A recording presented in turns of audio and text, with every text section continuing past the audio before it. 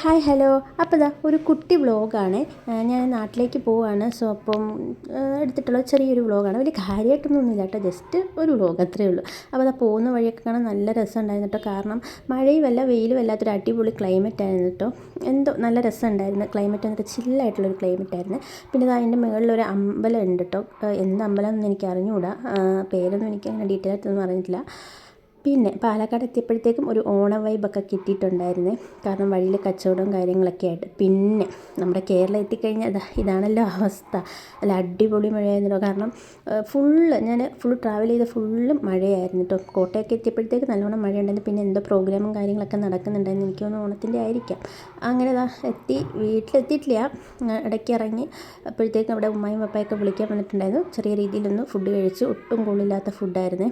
പിന്നെ അവിടുന്ന് നമ്മൾ ഈ കോയിനൊക്കെ ഇട്ടിട്ട് വെയിറ്റ് നോക്കില്ല, അതിൽ ജസ്റ്റ് വെയിറ്റൊക്കെ ഒന്ന് നോക്കിയിരുന്നു കുറേ നാളായി നോക്കിയിട്ട്.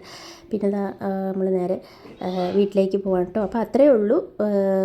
കൂടുതൽ വീഡിയോസിനായി ചാനൽ സബ്സ്ക്രൈബ് ചെയ്യാൻ മറക്കണ്ട. ബൈ.